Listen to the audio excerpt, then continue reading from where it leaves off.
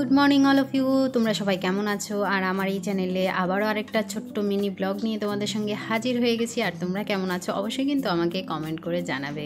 তো বন্ধুরা, সকাল সকাল ওঠে আর আমাদের মতো মহিলাদের কী আর বা কাজ থাকে, আমাদের সবাই প্রশ্ন করে যে সারাদিন বাড়ি থেকে কী করো।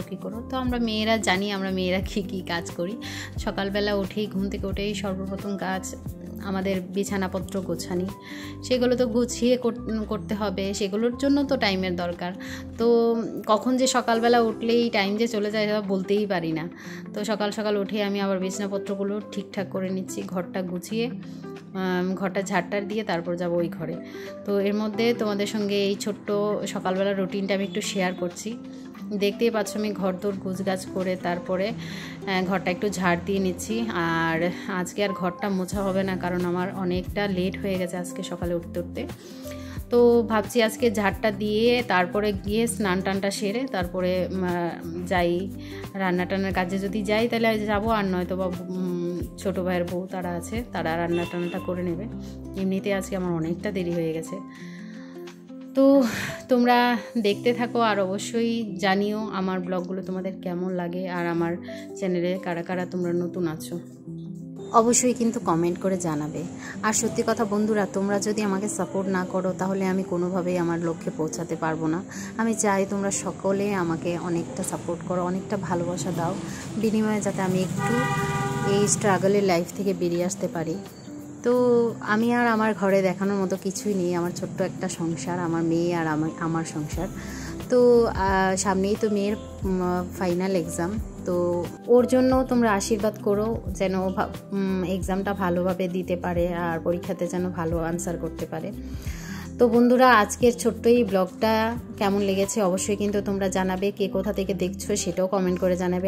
আর এই দেখো বন্ধুরা, সকালবেলা আমরা মামে বসে পড়লাম টিফিন করতে।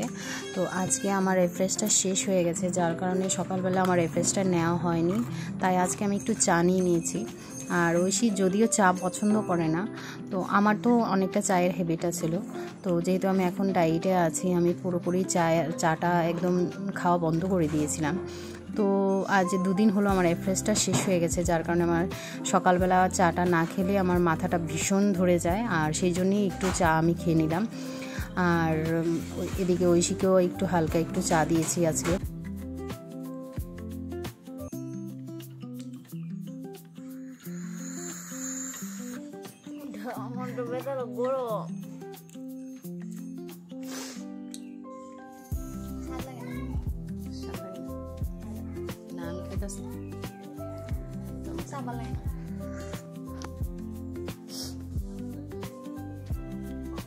আমরা পরীক্ষার সময় মা আমরা ফ্লাক্স দিয়ে চা বানিয়ে দিতাম, বই সারা তো চা খাইতাম আর পড়তাম, এর তো তাও দাও আমার চা ভালোই লাগে, চা খাইলে সারাদিন খাবো।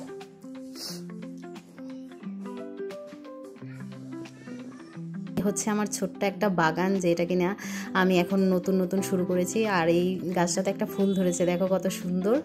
তো পরবর্তীতে আমার একটা বাগানের আর আমার একটা সবজির বাগান আছে, সেই বাগানটা নিয়ে একটা পুরো ব্লগ আসবে, তো তোমরা সেটা দেখো। আর অবশ্যই কমেন্ট করে জানিও গাছ লাগাতে বা গাছের ফুল মানে কার কার ভালো লাগে, কী ফুল ভালো লাগে।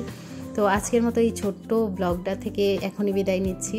তো তোমরা সবাই ভালো থেকো, সুস্থ থেকো, আর অবশ্যই আমাকে একটু সাপোর্ট করো, কারণ তোমাদের সাপোর্ট আমার ভীষণ প্রয়োজন। তো আজকের মতো এখানেই টাটা অল অফ ইউ, সবাই ভালো থেকো।